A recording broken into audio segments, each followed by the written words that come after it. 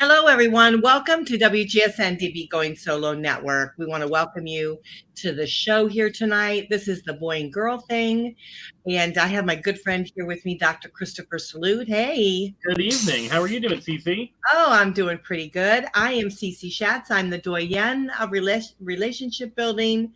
And those of you that are out there going, what the heck is a Doyenne, right? Yeah, I always wonder that. I know. I am a divorce, dating, and a life coach, and I really help people through some of the muckety muck of life. And so I'm a leader in my field. I've been around doing, our shows here on the Going Solo Network for quite some time now. And I've been a coach for, several years. So it's really a pleasure to help people get through some of the toughest times in their lives and see the happiness on the other side. So I'm pleased with that. And I know you, Dr. Salute, you've got all kinds of letters. You got an MBA, a PhD, you're Absolutely. a CEO, and you are a life and relationship coach. So I apologize. You know me. I'm sharing the show to all the platforms, so I don't always have my head and my face focused on the show. But yes, Dr. Christopher Salute, life and relationship coach, owner of Bold Media, author, CEO, PhD, all that fun stuff. But just all around human being, right? So come to me when you're thinking about the questions that are weighing on you, about, especially with regard to men and women, right? Figure out. Hold on, I just went live on another thing here. But figuring out why it's not working, why it's working, how it can work better. Let's do that all together. And tonight we're talking about what, six different myths between men and women. Yeah, and relationships. So I came across this great article, which I thought would be a fun topic to talk about. Hopefully, I still have it up here somewhere. But it really talked about, relationships and the difference between men and women. And of course, that's what our show's about, right? Absolutely. The differences between men and women. And how do we make it as on relationships? Because we have sometimes that roller coaster ride. I know that I have been on it. My partners have been on it, right? Mm-hmm. You've been on it a bit, I hear every now and then. Oh, yeah. So, yeah. So we want to. Here's my question, Cece. Is what prompted? And first of all, we're going to call you out for having a hangover today because maybe you weren't thinking straight this morning. What prompted this? So what was it that you looked at this article and you said, hey, this could be relevant today? Because we know why generally it's relevant, right? But why is it relevant to you today? Like what were you thinking about? What were some of the things going through your head? Because I think that should be the basis for how we get this conversation going, Well, I mean, I think relationships are difficult, right? And a lot of times they're difficult, more so difficult, because we have this preconceived idea of what our partner is maybe believing, thinking, going through or such. And so, the reality is some of these myths that we're going to be talking about here tonight, I think we get a better understanding about it. Maybe we can just have a better relationship, a better understanding with our partners. And we all don't shut people down quite as much, as we're dating. So I think that's also very important. Absolutely. So I took a glance at the article this morning, and then I read it a little bit more this afternoon, and then I started looking at other articles between the differences between men and women. And I think something that I thought was very interesting was that these myths that you're reading, right, and what assumptions are made about men and women. And of course, we're talking about hetero relationships, right? So if you're on Instagram or TikTok or wherever, actually, you can't be on TikTok. TikTok banned me for 2 weeks for talking about sex last week. But if you're on Instagram or YouTube or wherever, here's my question to you. What are some assumptions that you've made about the opposite sex? Or what are some assumptions that you've made? Let's even bring this into the LGBTQ sphere, right? What are some assumptions you've made about somebody who's just different from you? Right? We'd love to hear your comments. We'd love to see some of that feedback, and let's approach them. And when you talk about those assumptions, maybe I can have my voice crack again like I'm 12. When you talk about those assumptions, it's okay to say, look, I had those assumptions and now I don't, right? We're not chastising you for them. We're curious to see what your assumptions were. I'll get it started, and then we'll talk about some of these myths as well. One of the things that I thought was very interesting as I became a young adult on the dating in the dating world when I let my wife and I split up, my ex-wife and I split up, was I thought to myself, women are all going to want a relationship with me. They're all going to want a relationship. And I was very upfront on my dating profile at the beginning. I don't know how much of this I want to share, but let's share it. Let's talk about it. I basically put on my profile, I was very ashamed at the number of folks that I had slept with in my life. It was very small. And all my friends had slept with more people that had much more experience. So on my dating profile, I said, I'm just looking to have some casual sex. I'm looking to I'm looking to up my numbers. That's what I said. Terrible. You would be shocked, Cece, at how many women replied to that profile and asked me what number they would be if we slept together. It was wild how attractive that was to so many people. And to me, I'm thinking to myself, now I want a relationship. Halfway through that whole thing, I'm like, I can't even get a relationship because people saw me as this guy that you just hook up with, So talk about myths. That was a myth to me that really was crazy. Right. I mean, one of the items in the article was the fact about casual sex. That, absolutely. We often think that women don't want that, and in the article it stated that, some women are really kind of into that, and I think I hear it a little bit more now. Because I'm a little bit older and I'm hearing it more. Absolutely. Because women really don't want, not all women, and I'm not one of them, I have to say, but right. Not all women want, this full blown type of relationship. And they're really just looking for just a connection, someone they enjoy, someone they can kind of be with on occasion. And, no strings attached type of thing. They don't want to hear about what they do outside of the personal arena that they're in, and they're okay with that. And so I'm not like that, though. I will say that I would have hit the delete button on you, sweetheart. Delete. Fair enough. Now, just let's talk about this because here's what I think. Right, I'd love to dissect a couple of these myths, and we'll go through that. One of the myths is that some women are into casual sex. Okay, cool. Let's talk about this. And you mentioned, Cece, that you think this is happening a little bit more. Mm-hmm. What I think is happening, actually, is that, hi, I see Life of Zaraji. I see Christina. Hi, everybody. What I think is actually happening, and feel free to comment on Instagram, is men are conditioning women to think that way. So there are some outliers, right? So I think some women have always felt like that. Hey, I just want some casual sex. It's empowering, all that kind of stuff.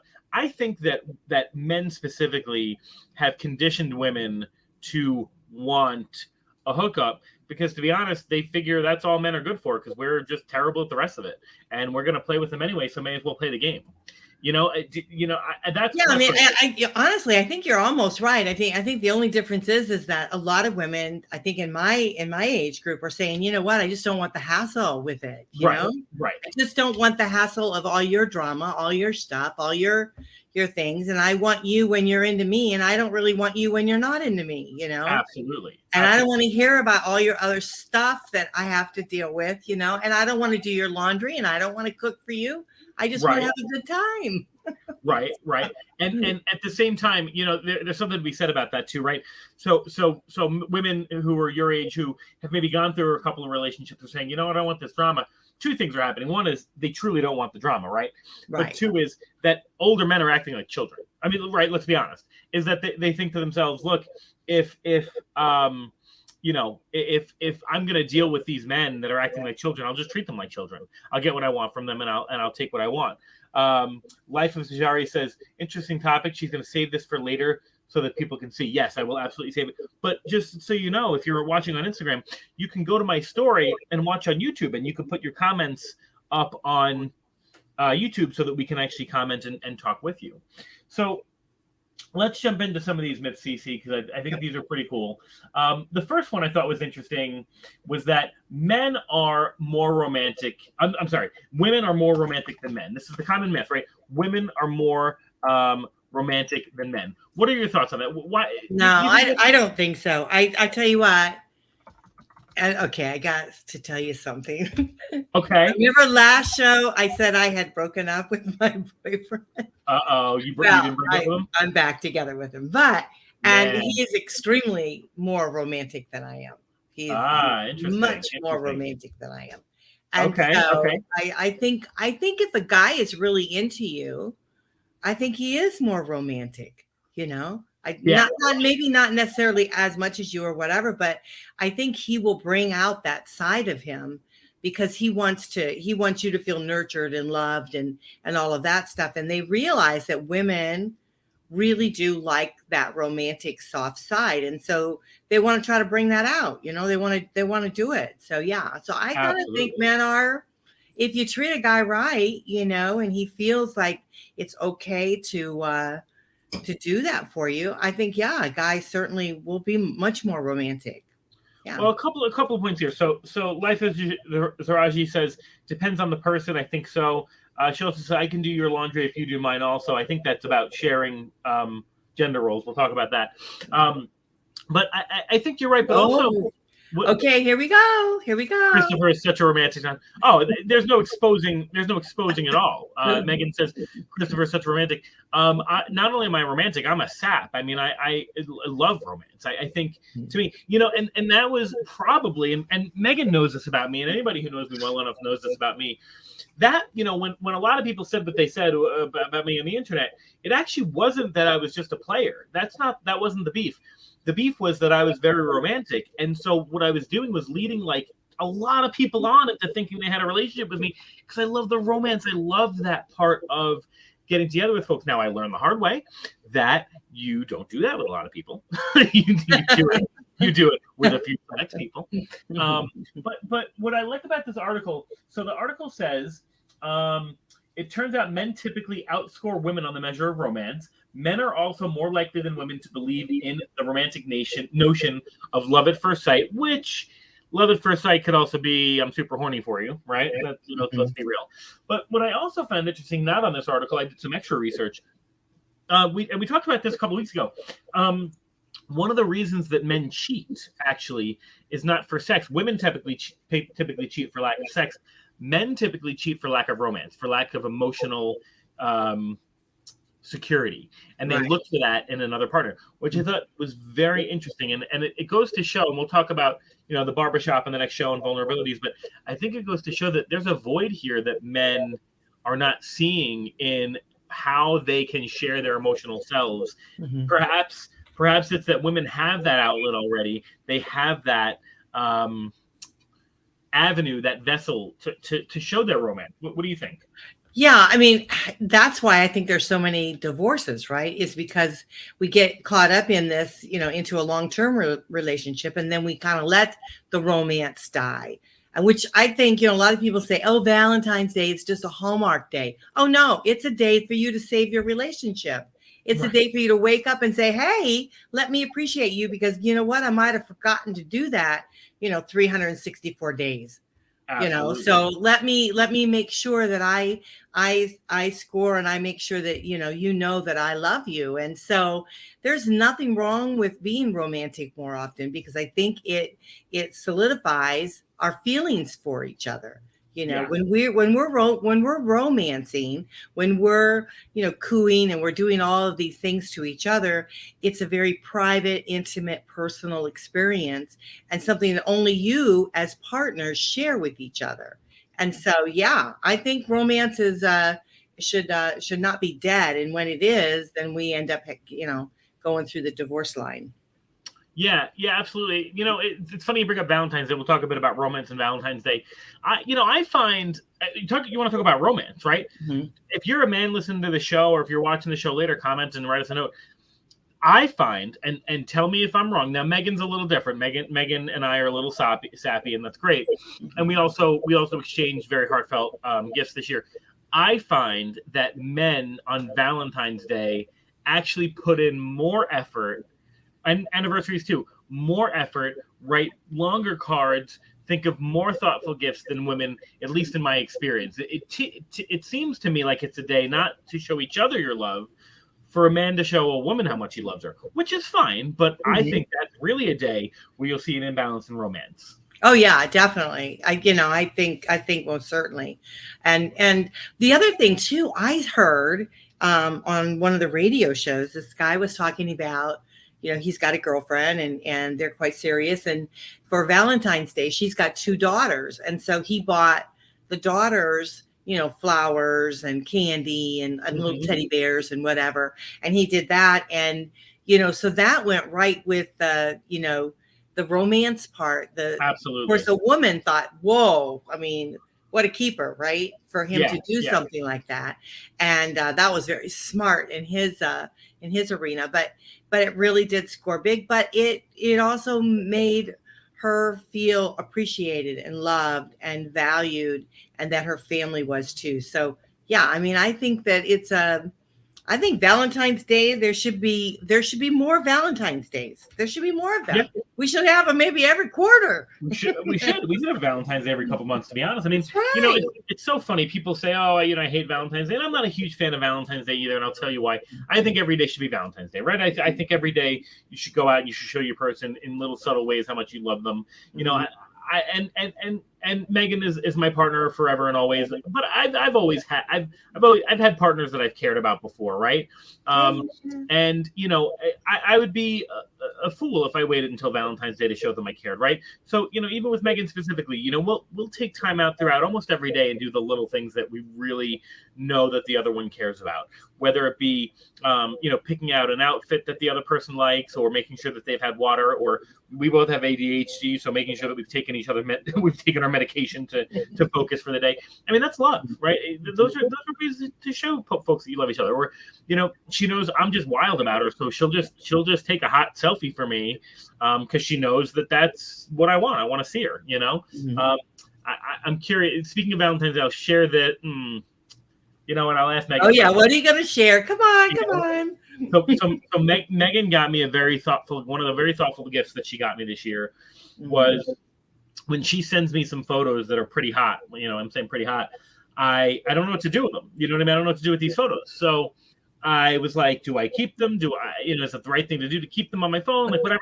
So she went ahead and she made me a photo book. She made me a photo album on Snapfish with all the hot photos she sent me for the year. Oh, to which so you have them all in one place. Yeah, and they're on my nightstand right now. To which I replied, "Do I get this every year? Because now I'm greedy. Right now I want it every year, right?" And she said, "Well, I didn't include any of the 2023 photos, so maybe you'll get it next year." Well, you know what, Megan? Okay, here's a tip: throw in some that he hasn't seen, right? Put some special ones in there that he hasn't seen, so this way it'll be a total surprise. Yeah, that would. And, it's interesting. I said that too. I said, "Are there others that I haven't seen yet?" She said, "No, these were all specifically taken for you, and I sent them to you." And I thought that was very cool. Yeah. So let's move on to topic number 2. Right. Yeah. These are 6 myths. These are from Psychology Today, but I found a couple of other articles where they have similar myths. A mate's or partner's physical attractiveness is far more important to men than it is to women. It's based on like a little seed of truth, but basically what they're saying is no. They're saying that so this data only speaks to what men and women claim they're looking for. Actual research will tell you that physical attractiveness was a main characteristic that predicted whether or not someone was interested in a second date. But in a more recent study, researchers examined the preference of, let's say, for example, college students participating in speed dating events. They wanted to know more about the person than what they looked like. They wanted to know about their characteristics. They wanted to rate other parts of those people before they actually got to know how that person looked. And I think that's a pretty cool thing, especially amongst college students, because we know college kids, I mean, stereotypically just like to get it on. Right. Okay. Yeah. No, I mean, physical appearance is definitely up there as one of the things that we connect with someone else with. It's like that, either we're into them or we're not, and that type of thing. And so, but when you look at couples, right, you look at them and you'll see like, why are they paired? You'll see like one isn't like one, maybe the guy or something isn't also attractive, but she's a knockout. I mean, she's like a model, right? Right. Who was it? Christy Brinkley and Billy Joel? Yeah. They were together. That was a pure example of that. Is Billy Joel not attractive? I think he is, but she is like, in my book, she could be, with someone that's a lot better looking than, but Sure. but I did, honestly, if you come knocking on my door, I probably wouldn't say no. But anyhow, so I don't want to be insulting, but I want to say that, be careful. People, the attraction people have with each other, you would be surprised sometimes people that are attracted to each other, right? So we shouldn't really base, our personal appearance on that kind of thing, because attraction, comes in many forms, many ways, and so we need to look at it like that. So yeah, so I think it is a myth. I think we put too much energy into looks, and we should put more energy into the actual physical attraction that someone has with each other. It's so funny. And by the way, if you're watching on Instagram, we're not going to take a break. We're not going to go to TikTok because TikTok's being mean today. So you'll hang out with us, or go on my link on the story, and you can actually watch the show on YouTube, and you can put your comments up on the screen. But Mandy also mentioned here she had to work her husband. So let's get to that in a second, because I want to lose my thought on Megan. So Megan and I had a conversation with regard to exactly what you were just saying, which was the things other than physical attractiveness. We talked a bit about. Now there's a scene in some movie, 10 things he doesn't love you anymore. I don't know what the movie is now. Valentine's, New Year's Eve, one of those movies, and it's basically talking about finding your soulmate. To which and it's like, you have to find this little pea out of the 8 billion people. But I replied, I said, listen, sure, romantic notion that you have to find your pea in the 8 billion people, but let's be real about this. Your pea's a lot easier to find than you think, right?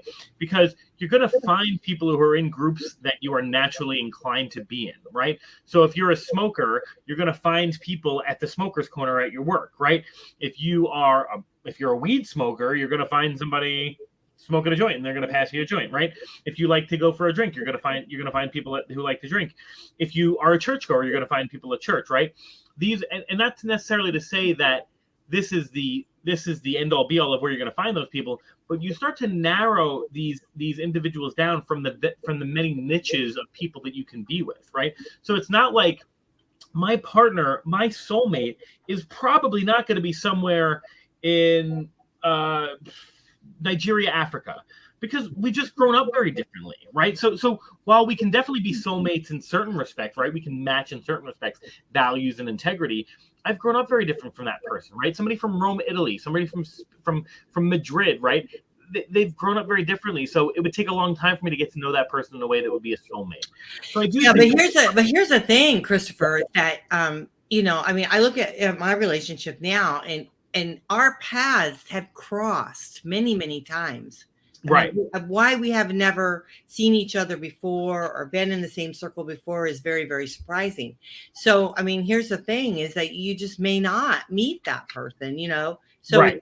And when it happens, you just got to take advantage of it. I think so often we worry about, are we going to meet the person versus thinking about the individuals that we have met, Yeah. So we put our attention on things that maybe and worry about things that really shouldn't have. But I want to honor those that have written to us, because I think it's important. If you guys send us a comment, you can come right on live here on Facebook, on our WGSN-DB Going Solo Network Facebook, and our YouTube channel. You can send a message and we can post it right like this and talk to you live. And we love to do that. So Mandy says, I had a coworker whose husband brought flowers to her at the office and brought bouquets for her single friends. Oh, that's so sweet. And I think that got him more points than the flowers did for her. Absolutely. I think definitely kindness. When a man shows kindness to your friends, to your family, it just says just so much about them as the movie was called How to Be Single. Okay. Oh, okay. It's interesting, Mandy. You talk about the flowers. There was a somebody put out a meme recently where it was a teacher, a teacher who was dating somebody or had a husband, and her husband or boyfriend was sending her flowers every 2 to 3 times a week. And I guess at some point he forgot to send some flowers, and she was like, well, I feel like, he's sent so many flowers in his life, it's okay that he skips a couple of weeks. It's fine. And her kids said to her, her classroom kids, I don't know if I agree with this or not. Let's bring it to the table. They said, no, you don't let him send out a vibe that he can't keep up for the rest of the relationship. What do you think about that, Cece? Yeah, I mean, I will share a story with you. When I was married, okay, and we were married for 18 years. Yeah. And towards the end, my ex used to do some very nice things for me for Valentine's, and I always looked forward to it, right? Right. I always just kind of looked forward to being treated special for Absolutely. one day, right? Well, the Valentine's came and he didn't say anything. He didn't do anything. He didn't say anything. Nothing. Nothing for I Valentine's gave Day. him something, you know, I gave him a card or whatever, and he didn't really acknowledge it. You know, he just moved on, did absolutely nothing. And so this bothered me. So I got to the point where I got so upset about it, I started not speaking to him and not realizing it, right? Not realizing. Right. I mean, I would speak to him only if it was necessary, only if he asked me questions.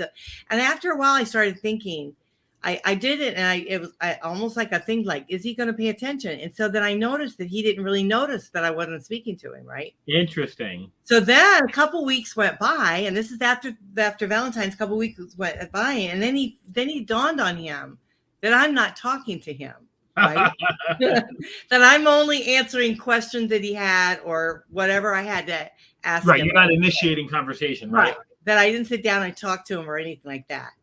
And so then he said to me, he said, so why aren't you talking to me? Fair and question. I said, so when did I stop being your sweetheart? And he goes, well, what do you mean? And I said, so when did I stop? Because at Valentine's, you did absolutely nothing. Right. And he didn't even respond. He didn't say anything or nothing. Then I get a call from his secretary. And she said, what do you want for Valentine's Day? He told me to go out and get you something. What do you want? You can buy anything. I can get anything you want. His secretary? Yes. Good. What would you ask for? What did you ask for?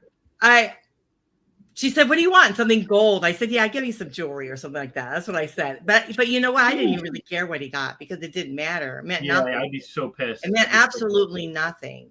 So here's the thing. The reason I bring it up is because I knew then our relationship was pretty much sure. Because he had no response when I said, when did I stop being your sweetheart? Yeah. You know?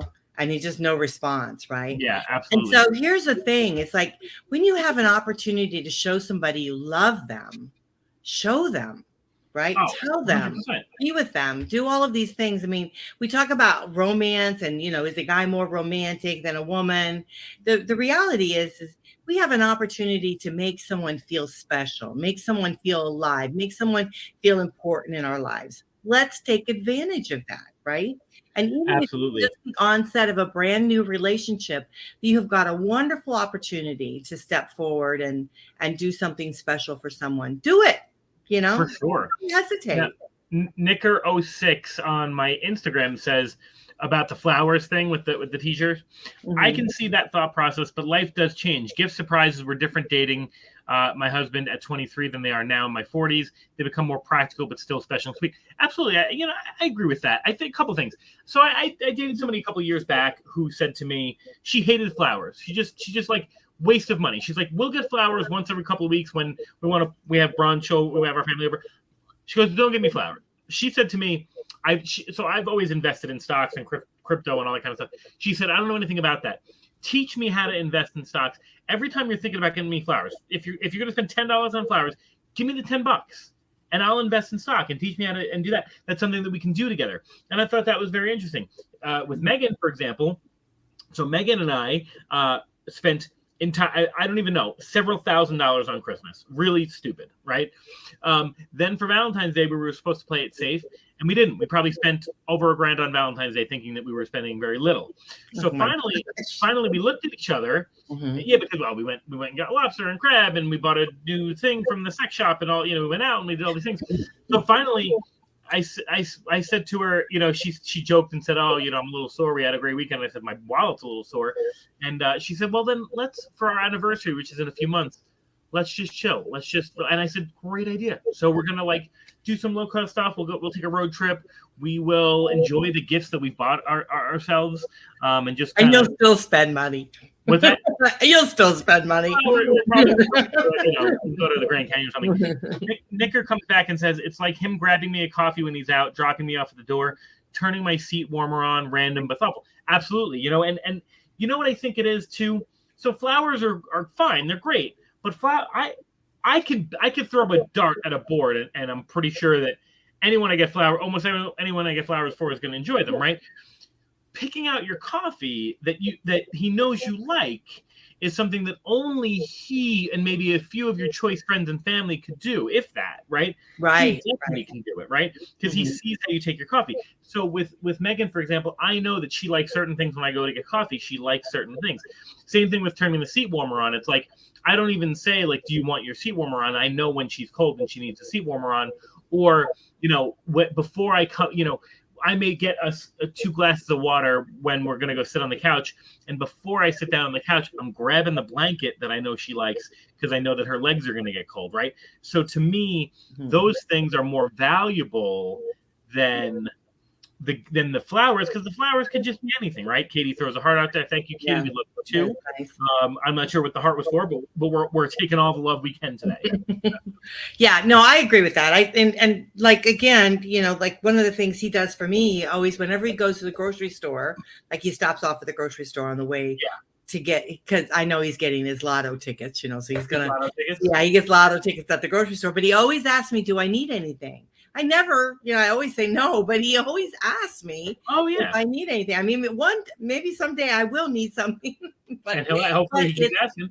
It's just being thoughtful, right? Yeah. It's thinking about you. So, and I think that's romantic. Absolutely.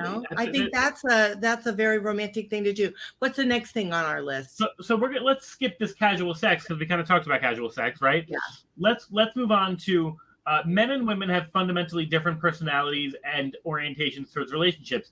The reality is there is, in fact, a great deal of similarity in what men and women want from relationships. Both men and women rate kindness, an exciting personality, and intelligence as the 3 most important characteristics in a partner. So they rate them differently, but those are in the top 3. For example, men are taller than women on average, but there's also plenty of overlap in men's and women's height. So that's some similarities. The way that they approach the variations in their genders are very similar in that they hold the same values. What strikes me about this one, the last one, exciting personality and intelligence.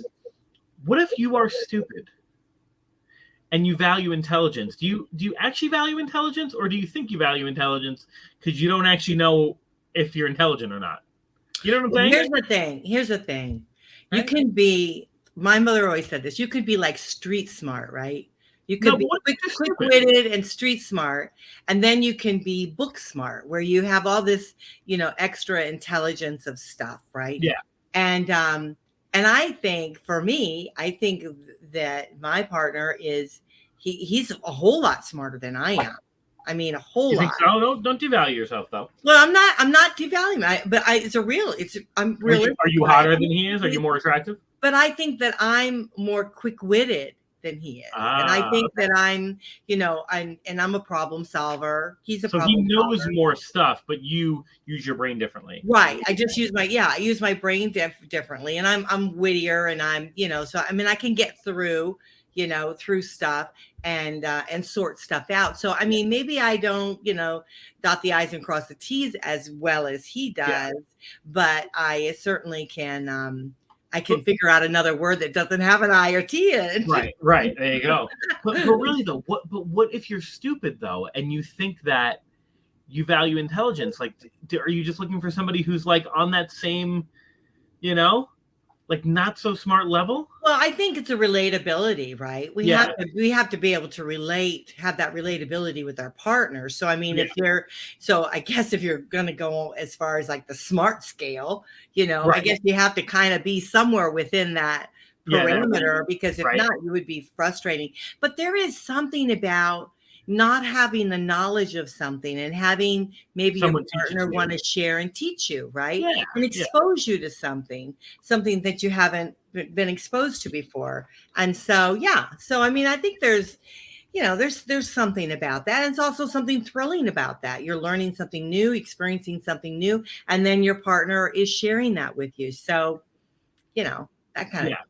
And I think, when it comes down to what you value in a relationship, right? So for example, I think about it. So folks folks rate kindness in the top 3. And I'll tell you, I'll be honest right now.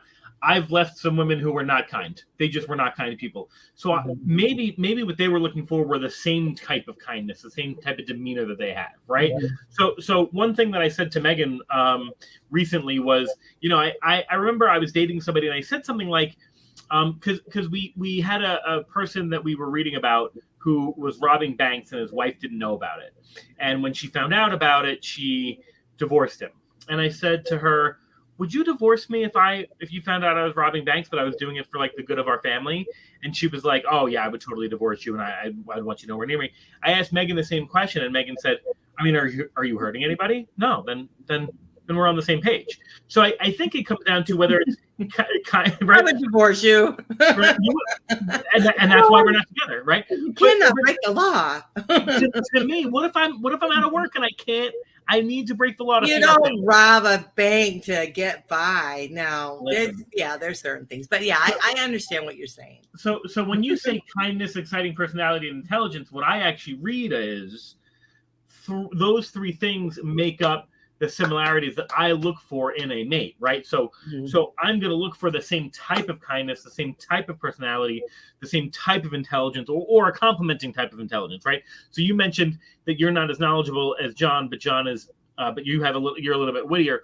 I tend to find women, Megan's highly intelligent, but I tend to date women besides Megan who are not as book smart as I am, but they could get me out of a paper bag, or they could figure out the GPS, or they could, they could, if I can't figure out how to fix my wrench, they could like show me how to do it. Right. Yeah. And that's how I am. I'm very practical and I can do a lot more things than I realize that I can do, but I can't, like he can memorize and quote scriptures and various different things, which like totally go over my head. I couldn't remember anything like that, but yeah, so it's just different stuff, but we're different, right? And that's what makes it kind of fun, is that you are different. But I think the kindness scale is definite. I mean, I think that there are individuals out there that are not as kind, right?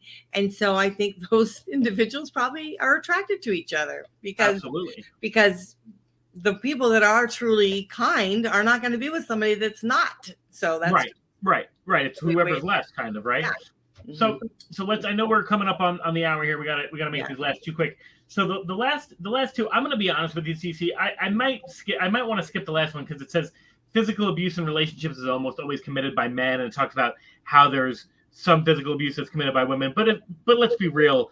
The majority of physical abuse does happen from men. So I think we might get ourselves into a very political, heated debate that we don't want to get into right now. Yeah, well, and I do know that because I do work with the divorce group, that there are physical abuse that does hit, women. Of course. They do that. Yeah. Yeah, but let's jump into number 5, because I think number 5 is interesting. Men and women have fundamentally different ways of handling conflict, right? What this article actually says is it actually depends on who is making the demand of change, who's looking for the change. That person will be the aggressor in the conflict. So if the woman wants the man to change, she might take on more masculine, aggressive tones. If the man is looking for change, he may take on the more masculine, aggressive tones. What are your thoughts on that? Well, I never really thought about that, but I think you're right. I mean, I think it probably is the case. I mean, here's a reality, is that I think we have to have a reality check within ourselves, right? To determine, how our path has been going. Are we achieving what it is that we want to achieve in our lives? And if we keep seeing the same stuff happen over and over and over again, the reality is we do need to make a change. And it's not a change that maybe our partner wants us to make. It's a change that we need to make individually. It's a choice that we need to do. And, just recently I was talking with someone that we were talking about that. And then, also determining if this situation, doesn't rectify itself, and then you move on to someone else, right? Are you still going to be faced with the same problems? Does that mean you still have to really look and evaluate whether you do need to have change in your life? And so that person then decided, yeah, you're right. I do need to start shifting the way I'm thinking, shifting my mindset on this. And so that's the thing. It's like, I don't know about this, we live in too much of a controlling world. And so to think, well, because one person thinks they need to change, then what does it say? The one that changes the most has the most, what was it, control, or the most, read that again. Let's read that. The one who wants the change is going to take on more masculine, aggressive vibes. The one who demands the change, they're going to be more aggressive. Right. And so they're going to be more forceful on what's happening. Yeah. I don't know. What do you think? I mean, that's, I think the myths here, first of all, are very rudimentary. They're very basic. And I think the reality is that, with every relationship, there will come differences of opinions based on who you are and who the person is. And so, very interestingly, and I think Megan would probably attest to this too, I'm a highly sensitive guy. I'm a very verbose man. I speak way more words than most men. And so most women that I've dated would tell me that I'm unlike any other man that they've ever dated, because I get offended and insulted easily when I'm feeling sensitive. And I want to speak about those things. I want to have conversations. Whereas I think a lot of men probably let things roll a little bit and they don't want to talk about it. Now, that's not to say that they're not feeling those things, right? Mm-hmm. I think it's how it plays out. And if you think that men and women are so fundamentally different, I challenge you to come to a barbershop, a cigar lounge, or a locker room, because men will talk about their problems with women in a very similar way that at least I see women talk about it on television, right? Mm-hmm. We talk about these things. We do, and it's not like, man, females be crazy. It's like, so my wife said this, and I'm thinking about blah blah, and now I feel inadequate. Like, and is she cheating on me? Like, we talk about these things. So I think women probably have moments of masculinity where they're like, they do the opposite of what we would think they do, where they brush us off, or they. You know what I mean? That kind of stuff. I think that we're more similar than we choose to believe. Well, I think the world has created a shift, right? I think times have changed where men are now being more vocal. They're talking together more about situations. Yeah. I don't think you had that before. And no. So now they're finding that if they talk about their feelings, they talk about stuff, they can readily then deal with the situation, because men are fixers and they want to fix things. And so to be able to lay it out there, put it on the table and say, hey, I got this problem, I got this situation, and have a sounding board so that you can share it. As far as I think a little bit more about about making the change, and where you say it's more masculine, they become more masculine. Well, is it masculine, or is it because they feel like they're having to create so many shifts in their lives? Things are happening so quickly that they feel a little bit out of control. Same women. Yeah, they feel so it appears like it's masculine because they're not, there's so many things that they're having to deal with, that they become overwhelmed. And I think that's and then it shows that a masculine side might come out. But I think that's fair. And I think honestly, Megan and I talk about this quite a bit, about how sometimes, she will get offensive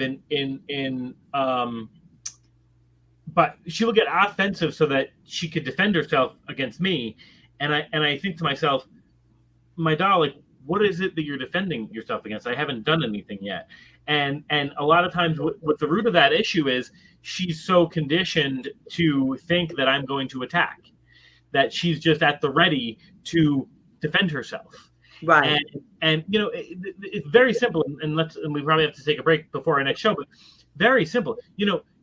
I don't know if you watch the Super Bowl, Cece, but there's a lot of controversy regarding Rihanna being pregnant and doing the Super Bowl.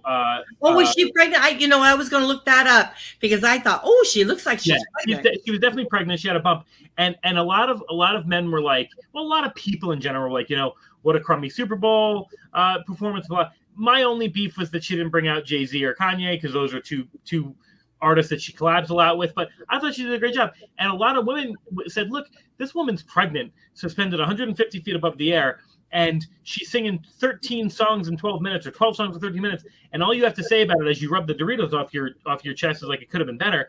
And so, to your point, I think that women, unfortunately, are in a place where they've got to come to their own defense quickly, because men are just, they've dictated this narrative for so long. And I think women are finally like, you know what, screw you.